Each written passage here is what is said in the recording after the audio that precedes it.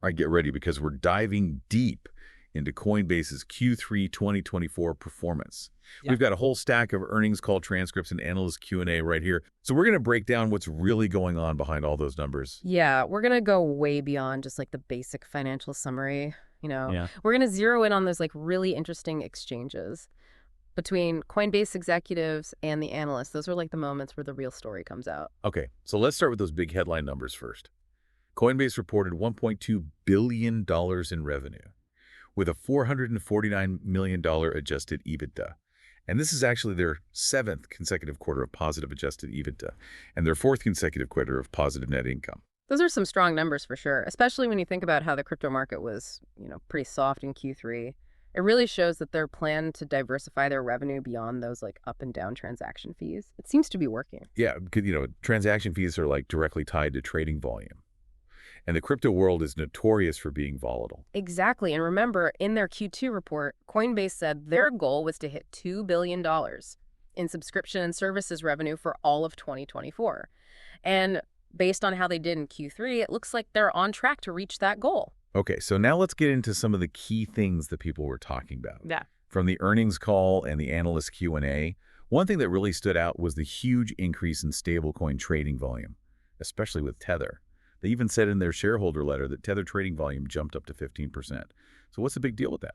What's interesting because this doesn't actually directly translate into a ton of fees for Coinbase, but like Alicia Haas, their CFO, said during the earnings call, while stablecoin trading revenue is not material today, growth in stablecoin trading volume and market share does help advance our goal of becoming a global leader in crypto payments. So basically, stablecoin growth is really important for their whole plan to move beyond just trading and get into that wider payment space. So they're kind of playing the long game here. Yeah, exactly. And this also brings up a really interesting question about their own stablecoin, USDC.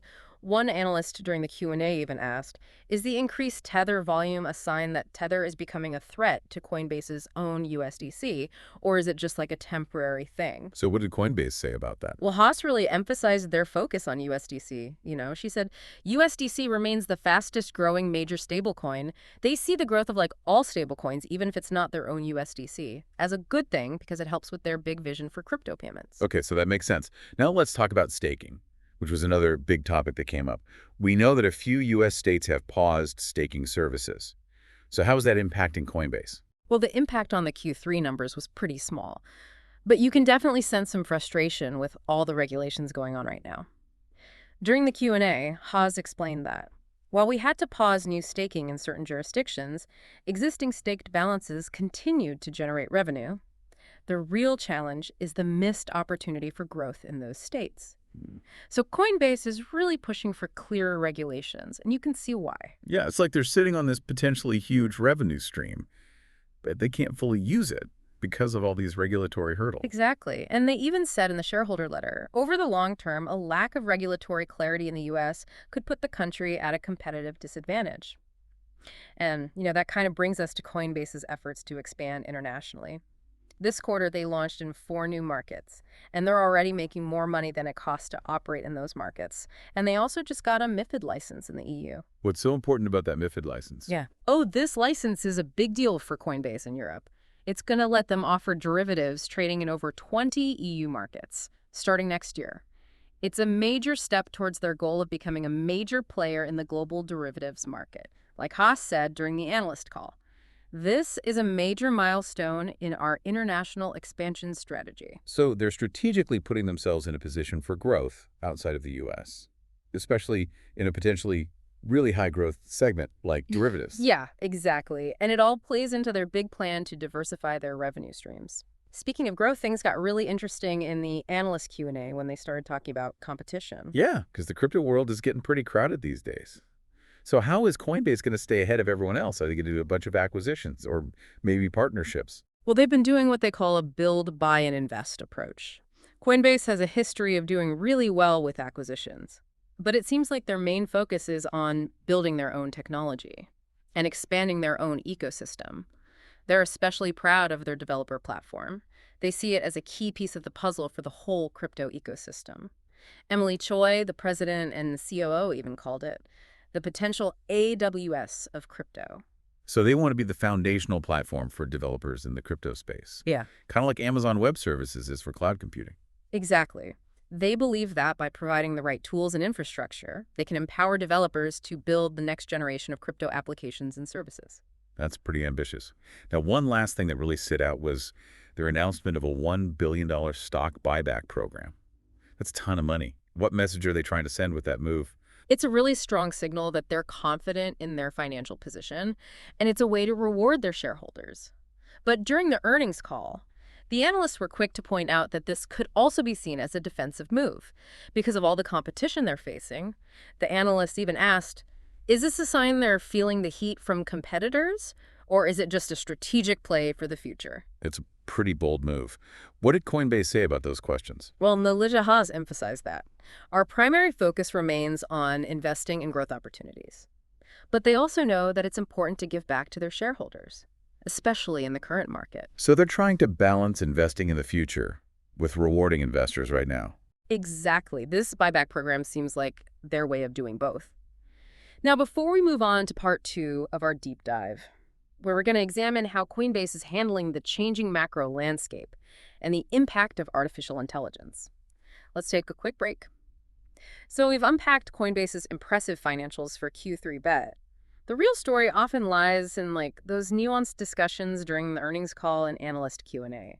That's where we can really uncover those challenges and opportunities hiding beneath the surface. Yeah, you're right. Those back and forth exchanges, they really reveal a lot about a company's strategy and how they're responding to all the external pressures. So let's dive into some of those key conversations. Okay, so one topic that sparked a lot of discussion was the whole regulatory landscape. Especially in the US, several analysts were worried about the lack of regulatory clarity and how that could impact Coinbase's growth. Yeah, we know a few U.S. states have paused staking services.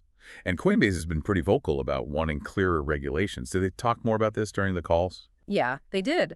When someone asked about the regulatory outlook and how it's affecting their business, Paul Grewal, the chief legal officer at Coinbase, said, while we're not seeking special treatment, we do need clear rules of the road. He thinks that the current approach of regulation by enforcement is actually hurting innovation and putting the U.S. at a disadvantage compared to other countries. So it sounds like they're pushing for a more proactive approach to regulation, where everyone works together, instead of waiting for enforcement actions to happen and then reacting. Exactly. They think that having clear guidelines will encourage responsible innovation and give businesses operating in the crypto space some much-needed certainty.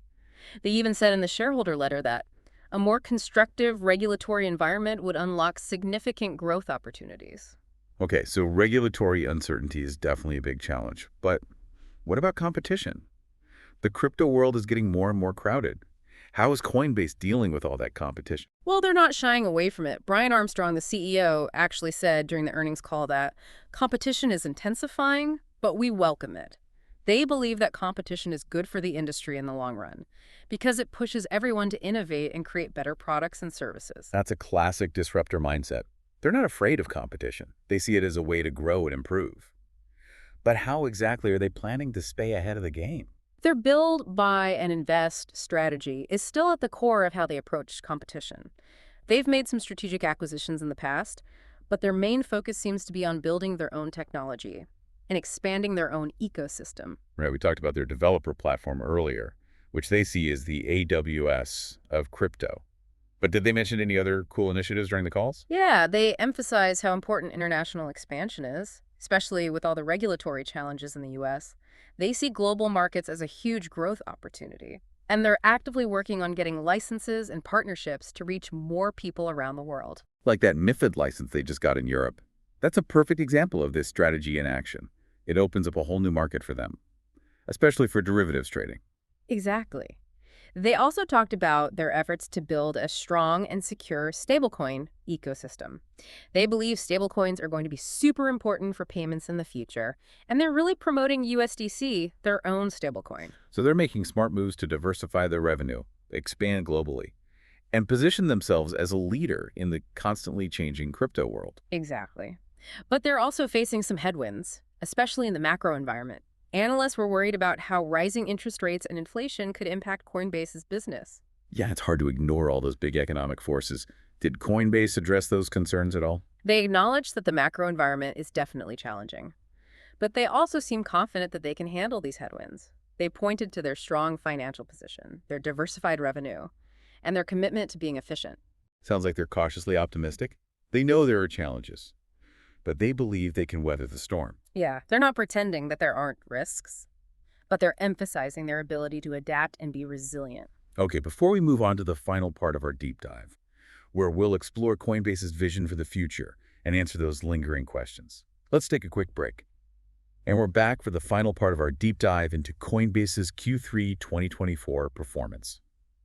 We've really gone through their financials, explored their strategic moves, and looked at the whole competitive and regulatory scene they're dealing with. So now it's time to look ahead. Yeah, let's explore what Coinbase thinks is coming next and consider what the future holds for them and for the whole crypto world.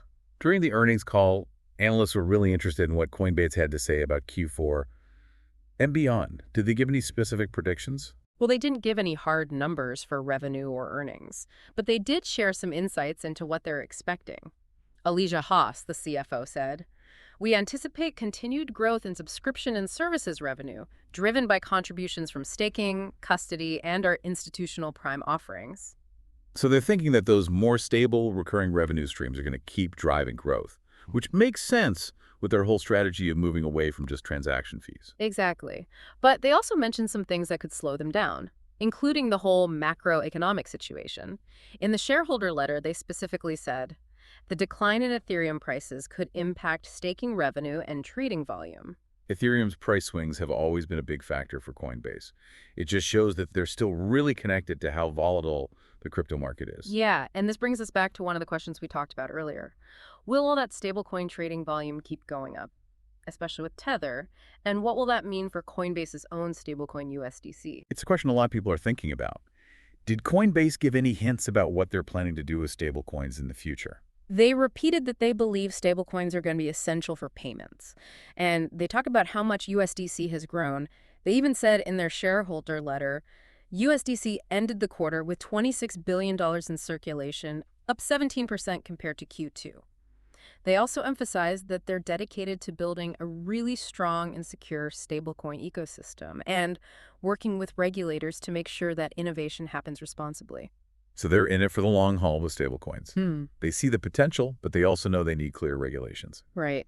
Another big question we brought up was whether Coinbase's expansion plans, especially getting into derivatives trading in Europe, will actually lead to a lot of revenue growth in 2025. It's a bold move going into such a competitive market. Did they seem worried about whether they can succeed? They actually seemed pretty confident. They mentioned their strong brand, their commitment to security and compliance, and their focus on making their platform easy to use. They also talked about how their derivatives products could work really well with their existing offerings and create an even more complete ecosystem for their users. It'll be interesting to see how that strategy plays out in the next few quarters. Now we can't wrap up without talking about the big thing everyone's talking about. Artificial intelligence. Yeah. It's making waves in every industry, and the crypto world is no exception. Yeah, during the earnings call, analysts really wanted to know what Coinbase's plan is for AI and how they're going to use this game-changing technology. Did they give any concrete details, or are they still just exploring the possibilities? They didn't announce any specific AI-powered products or features, but they did say that they're committed to exploring AI's potential. Brian Armstrong said, "We're actively experimenting with AI and machine learning to enhance our platform, improve security, and personalize the user experience." So they see how powerful AI can be. But they're also being careful and strategic. Exactly. They know that there are ethical issues and potential risks that come with AI, and they want to make sure they're developing and using it responsibly. So to sum up this whole deep dive, it's obvious that Coinbase is operating in a world that's constantly changing. They're dealing with challenges from regulations, Yeah. competition, and all this new technology. But they're also showing how adaptable they are, how strategic they are, and how committed they are to innovation. Yeah, they're not just reacting to what's happening around them. They're actually shaping the future of the crypto space, pushing the boundaries of what's possible. And as we look ahead to Q4 and beyond, it's going to be fascinating to see how everything unfolds. Will their big bets on stablecoins, derivatives, and AI pay off? How will the whole regulatory landscape change? Those are questions we'll keep thinking about as we watch Coinbase's journey. But one thing's for sure, they're a company to keep your eye on as they navigate this exciting and transformative industry. And for our listeners, we'll leave you with one final question. What do you think will have the biggest impact on Coinbase's performance in Q4? Share your thoughts with us on social media. Thanks for joining us on the deep dive. See ya next time.